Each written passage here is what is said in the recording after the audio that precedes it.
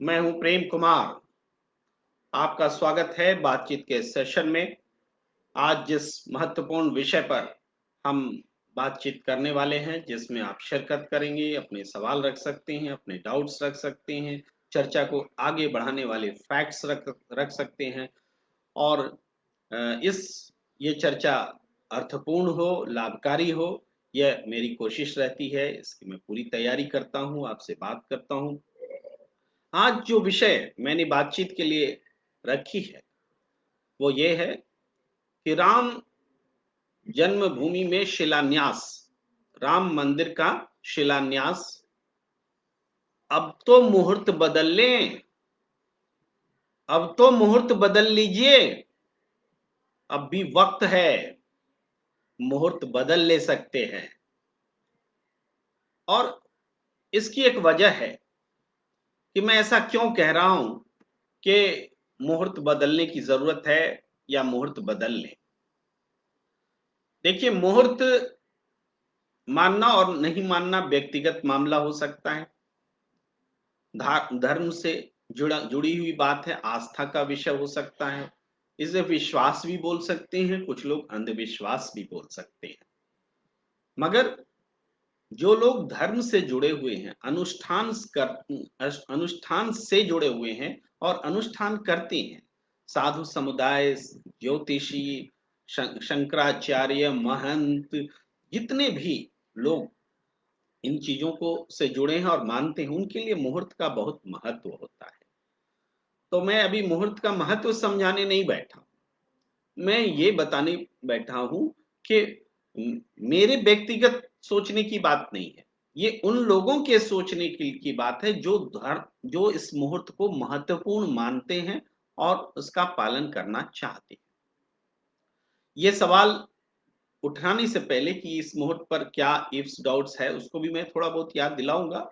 मगर जो महत्वपूर्ण बात हो रही है उस पर ध्यान देना बहुत जरूरी है।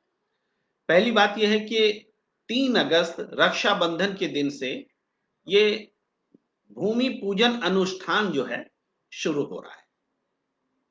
और ठीक उसके एक दिन पहले जो हमें खबरें मिल रही हैं, वो अप्रिय खबरें हैं, वो परेशान करने वाली खबरें हैं और मुहूर्त पर सवाल पैदा करने वाली खबरें। सबसे बड़ी खबर, आप गृह मंत्री अमित शाह के कोरोना पॉजिटिव होने की खबर, मैं उनके शीघ्र स्वास्थ्य की कामना करता हूं।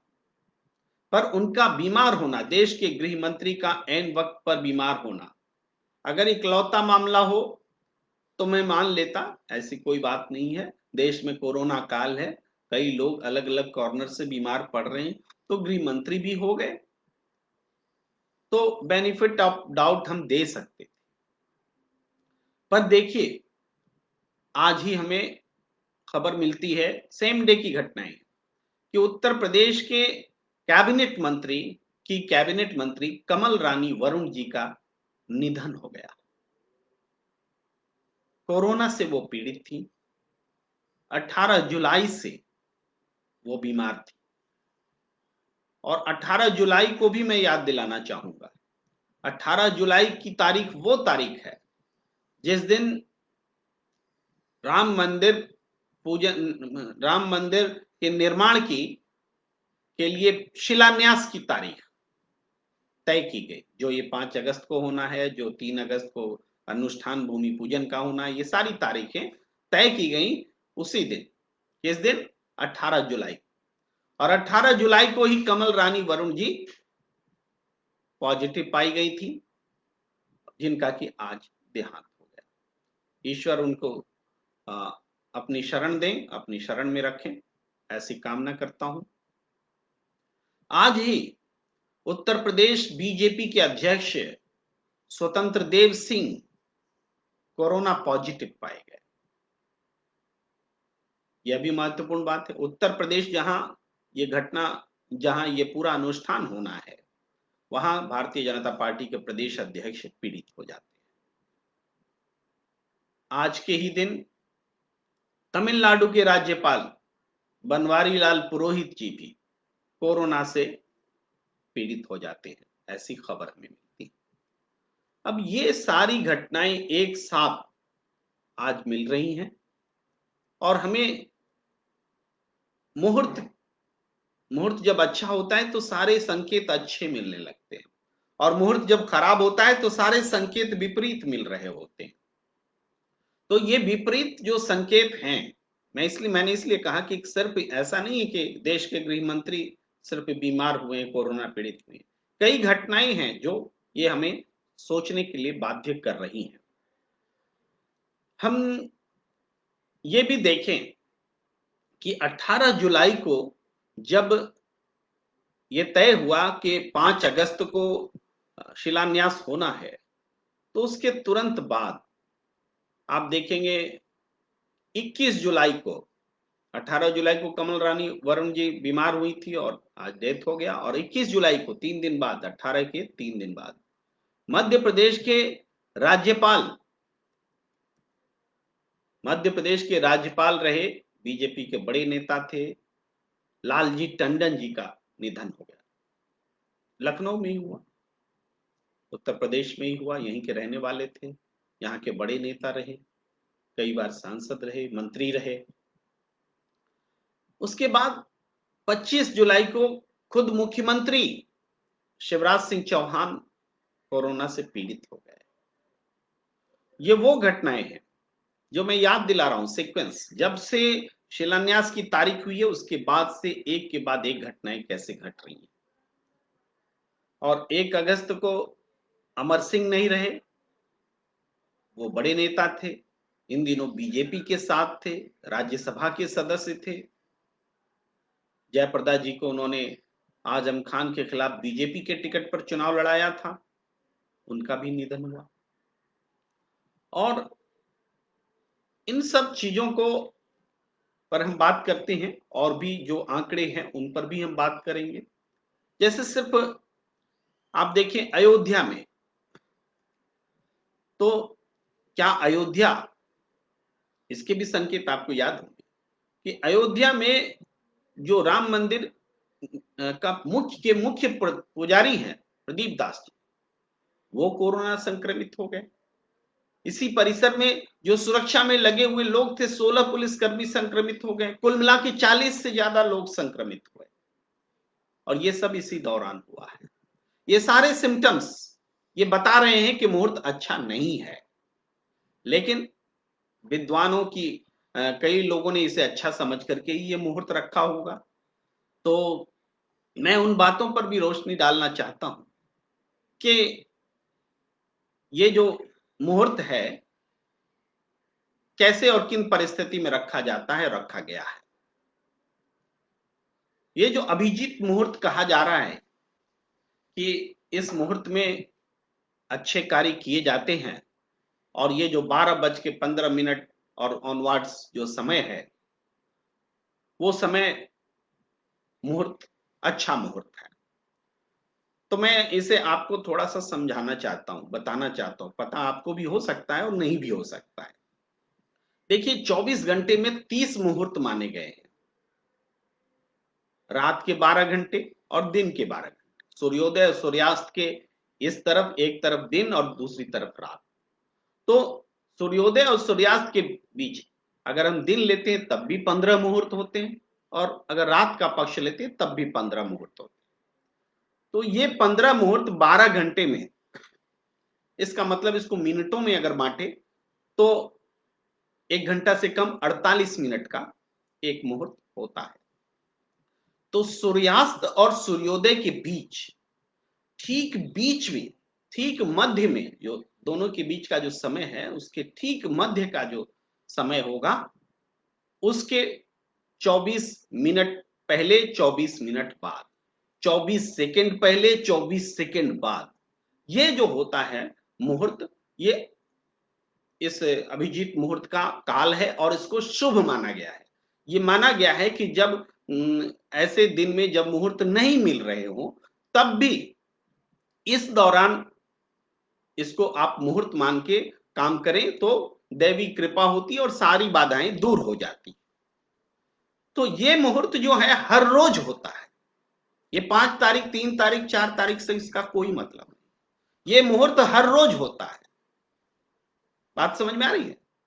इसका मतलब ये साफ है कि कोई शुभ मुहूर्त नहीं था, इसलिए उस मुहूर्त को चुना गया जो सामान्य तौर पर मान्य है कि ठीक बीच वाला जो पहर है, बीच वाले समय में जो मुहूर्त होगा, जो अभिजीत मुहूर्त है, उस मुहूर्त में जो ठीक सेंट्रली जो टाइम होगा, टाइमिंग होगी, उस काल को ले लिया जाए।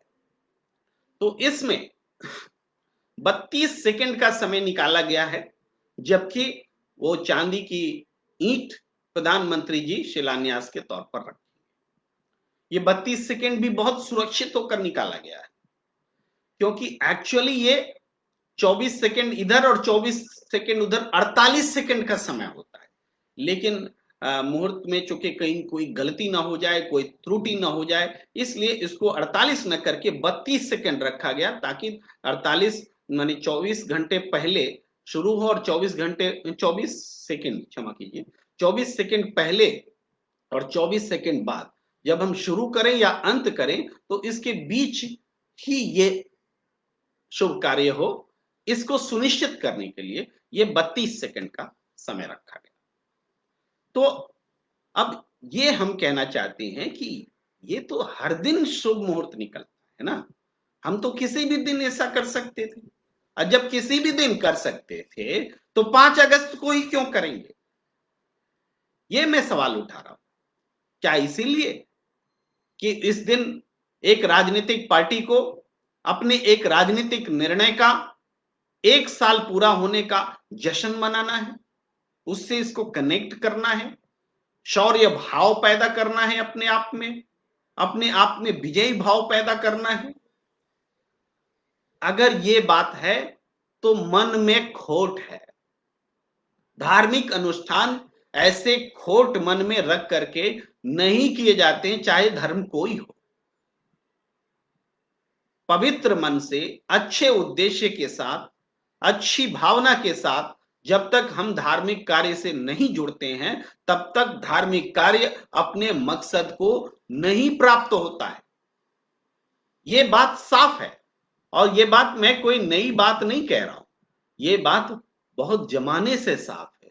सुभाष चंद्र जी ने नमस्कार बोला है, मैं उनका ये करता हूं, वेलकम करता हूं। उन्होंने यह भी सवाल उठाया है कि अंधविश्वास को आप भी मानते हैं क्या? उन्होंने कोरोना थोड़ी मुहूर्त देखता होगा, यह भी उन्होंने कहा।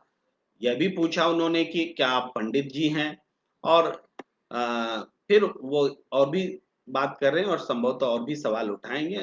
तमाम सवालों का स्वागत है कि बस कोरोना और मंदिर के काम में बाधा डालने वाली बात जो है की जा रही है, ऐसा उनका मानना है।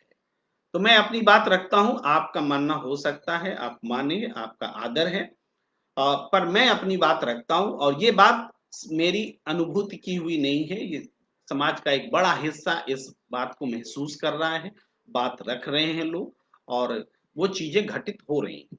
विश्वास और अंधविश्वास में फर्क होता है, निश्चित रूप से होता है। तो राफेल विमान पर जब नींबू गाड़ा जाता है, नींबू लगाया जाता है, गाड़ा नहीं लगाया जाता है, तो वो भी अंधविश्वास ही है, और किसी के हिसाब से विश्वास भी है। तो या नारियल फोड़ते हैं, तो उसको भी हम लोग ये मानकर चलते हैं कि नहीं, किसी जमाने में बलि दी जाती थी, तो उसका ये आधुनिक रूप है, नारियल फोड़ते हैं। ये विश्वास की बात है। तो कुछ लोग इसको अंधविश्वास कहते हैं। गंगा जल हम बोलते हैं तो वो पवित्र भावना हो जाती है, वो हमारे लिए एक अलग किस्म का द्रव होता है, अमृत होता है। लेकिन कोई अंग्रेज गंगा जल बोलिए, गंगा वाटर बोलिए, उनके लिए उसका क्या मतलब होता है वो आप जानते हैं। तो मैं इस पर न लौट के फिर से वापस अपनी विषय पर, जिस विषय पर बात हो रही थी, मैं उस पर आता हूं। अब देखिए, अयोध्या का आंकड़ा मैं आपको बता रहा हूं कि अयोध्या में 18 जुलाई को 615 केस थे अयोध्या, और 1 अगस्त को 1248 कोरोना के केस है, यानी डबल हो गए, 2 हफ्ते में डबल हो गए। फिर भी यह हो सकता है कई प्रदेश में डबल हो रहे हैं, उत्तर प्रदेश में भी हो रहे हैं, लेकिन उत्तर प्रदेश में ये आंकड़े पहले से ज्यादा तेज हुए हैं। उत्तर प्रदेश में 18 जुलाई को 47,036 केस, 47,000। लेकिन आज की तारीख में ये 92,921 केस हो चुके, यानी 47 का डबल कीजिए 94 होता है, 92,921 यानी 93, लगभग डबल। पूरे उत्तर प्रदेश में भी डबल हो गया। अयोध्या में अगर पूरे उत्तर प्रदेश में डबल से थोड़ा कम है तो अयोध्या में डबल हो चुका है, उससे थोड़ा ज्यादा है। यूपी में मरने वालों की संख्या 1108 थी। कब? 18 जुलाई। 18 जुलाई में बार बार क्यों कह रहा हूं? क्योंकि 18 जुलाई को ही वो तारीख तय की गई थी जिस दिन मंदिर का शिलान्यास होना है। 18 जुलाई को 1108 कोरोना संक्रमित मरीजों की मौत हुई थी और 2 अगस्त को यह संख्या 1730 हो गई, 1730, यानी लगभग 622 की संख्या में पिछले 15 दिन में मौत हुई उत्तर प्रदेश। ये मौत की तादाद बहुत तेज है पिछले दिनों की अपेक्षा।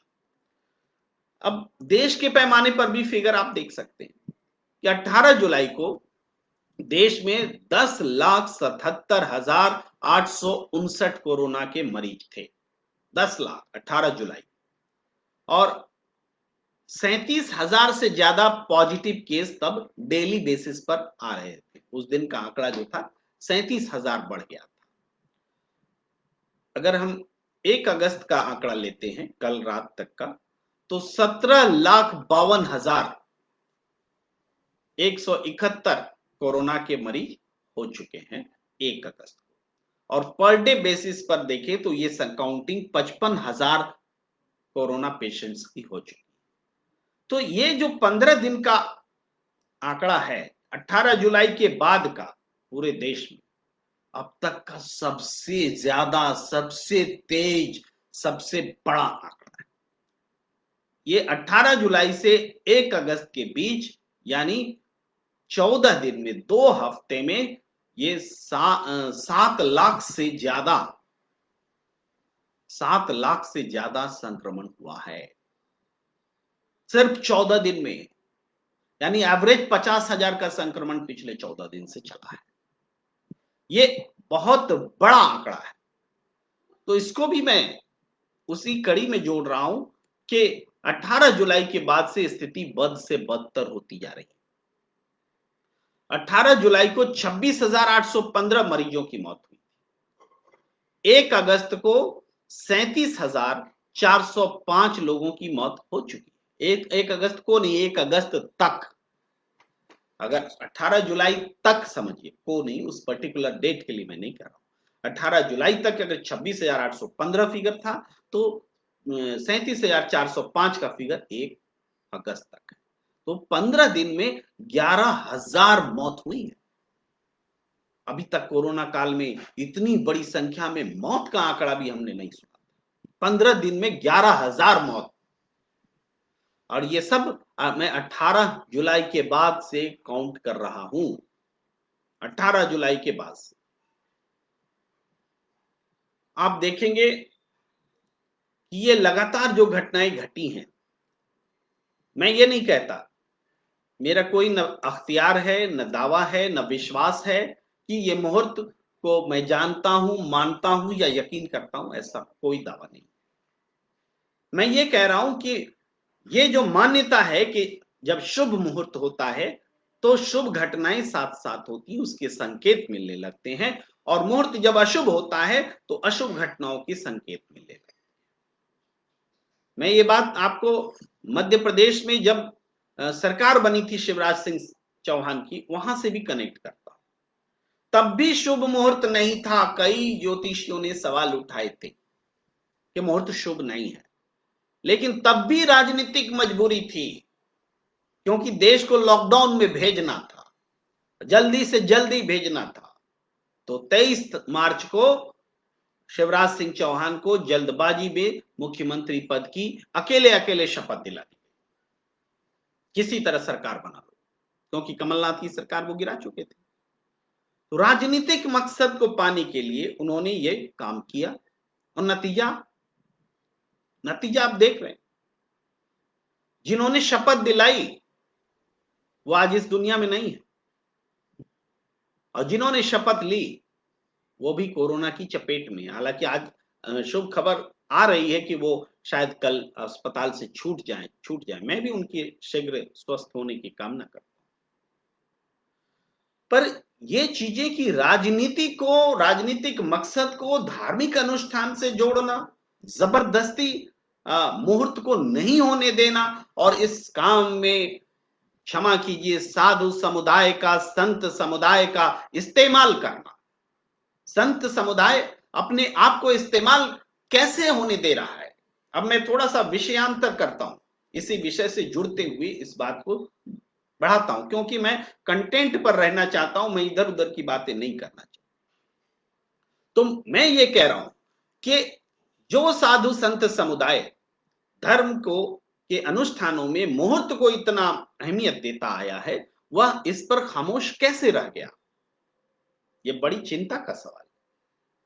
इस पूरे आयोजन में आप देखेंगे कौन लोग शरीक हो रहे हैं। मैं सवाल उठाता हूं कि ये मोहन भागवत कौन है? वो 5 गणमान्य लोगों में जो इस अवसर पर मौजूद होने वाले हैं, वो मोहन भागवत कौन है जो कि इस वक्त पर और किस हैसियत से मौजूद रहेंगे? प्रधानमंत्री मौजूद रहेंगे। चलिए, प्रधानमंत्री को न्योता मिला है, देश के प्रधानमंत्री है और गेस्ट हैं, वो मौजूद रहेंगे।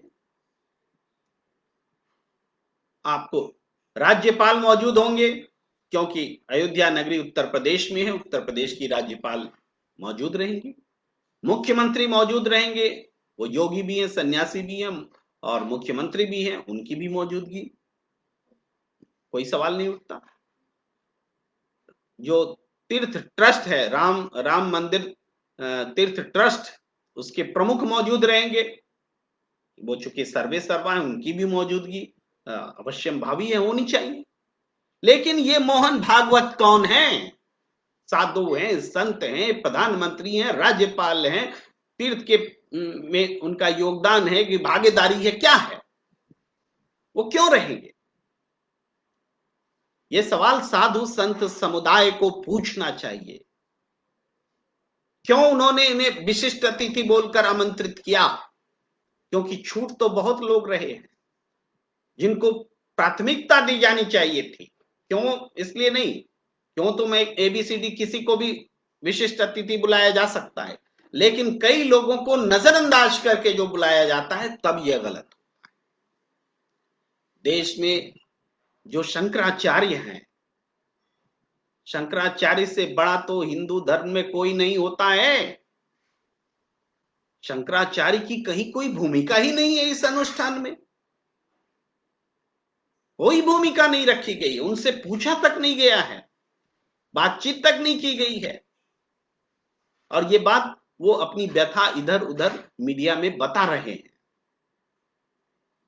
तो आखिर ये कौन लोग हैं जो इस अनुष्ठान का अपहरण कर रहे हैं और राजनीतिक मकसद को पूरा करने के लिए मौका दे रहे हैं, एक मंच दे रहे हैं, एक ऐसे अनुष्ठान का जिसमें कहीं भी कोई भी गलत मकसद होने से उसका मकसद ही खत्म हो जाता है। ये मैं सवाल उठा रहा हूं, और ये सवाल उठाना क्या गलत है?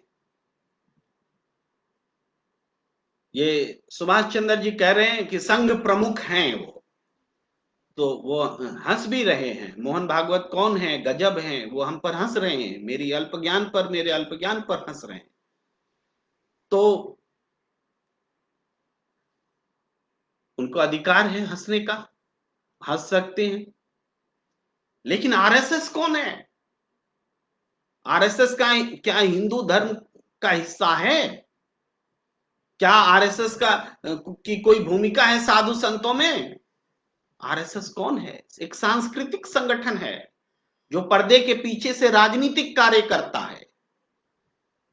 कब वाजपेयी जी को राजनीति में रहना है, कब हटना है, वो तय करता है। कब नरेंद्र मोदी जी को प्रधानमंत्री का उम्मीदवार बनाना है, वो आरएसएस तय करता है। आरएसएस वो तमाम राजनीतिक कार्य पर्दे के पीछे से रह करके करता है। क्या आरएसएस को हिंदू धर्म के धार्मिक कार्य में घुसने की, घुसपैठ करने की इजाजत दी जानी चाहिए? हंसिए आप, अगर आप में से कोई हंसना चाहते हैं हम पर तो हंसिए, लेकिन ये आरएसएस है कौन? ये आरएसएस, ये मोहन भागवत, मैं नहीं पहचानता इनको। जहां तक हिंदू धर्म की बात है, एक हिंदू होने की बात है, इनको मैं नहीं पहचानता। ये होंगे स्वयंसेवी संगठन, देश में 92,000 स्वयंसेवी संगठन है, उनमें से एक ये भी स्वयंसेवी संगठन है। तो क्या स्वयंसेवी संगठन के प्रमुखों को बुला करके राम मंदिर के शिलान्यास पर विशिष्ट अतिथि बनाया जाएगा? 92,000 स्वयंसेवी संगठन है देश में, आरएसएस को ही क्यों बुलाया जाएगा? ये मेरा सवाल है।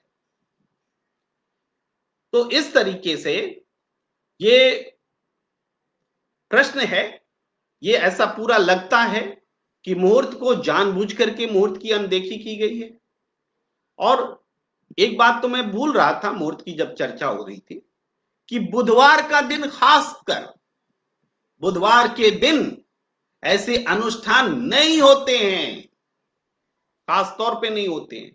भादव का महीना है, भाद्र, तमाम चीजें ऐसी हैं जो ये बताती हैं कि मुहूर्त का ख्याल नहीं रखा गया। बार बार लोग कहते हैं कि शंकराचार्य कांग्रेसी हैं। अरे, देश का शंकराचार्य क्या किसी पार्टी का होता है, हुआ है? जिस शंकराचार्य को कांग्रेसी बता रहे हैं उनके बारे में लोग जाने, वो देश के स्वतंत्रता सेनानी हैं। अंग्रेजों के खिलाफ जो संतों ने जो संगठित विद्रोह किया था, उस विद्रोह के अगुआ रहे हैं। 97 साल उनकी उम्र है। वो कांग्रेसी और बाकी कुछ नहीं हो सकते, वो शंकराचार्य हैं। और वो अकेले नहीं है, देश के और भी तो शंकराचार्य हैं। क्या बाकी शंकराचार्य को पूछा गया? क्या बाकी शंकराचार्यों को इस अनुष्ठान में बुलाया गया? नहीं बुलाया गया, उनको भी नहीं पूछा गया।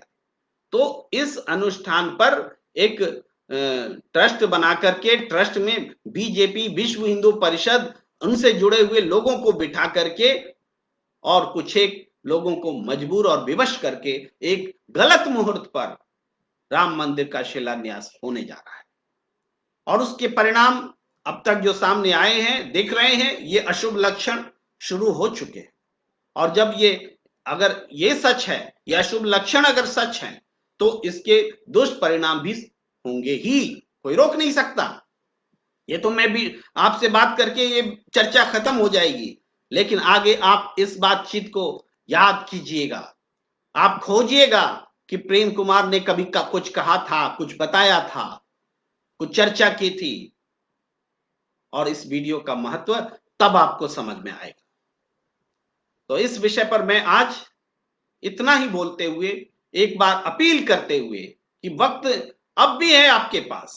ऐसे मुहूर्त तो हर रोज होते हैं, जिस मुहूर्त पर आप राम मंदिर का शिलान्यास करने जा रहे हैं, हर रोज ये मुहूर्त होता है। तो इससे बेहतरीन मुहूर्त खोजिए। ये शुभ मुहूर्त नहीं है, इसके लक्षण सही नहीं है। तो ये आग्रह करते हुए मैं आपसे इस सेशन में विदा लेता हूं। मुझे दीजिए इजाजत। नमस्कार।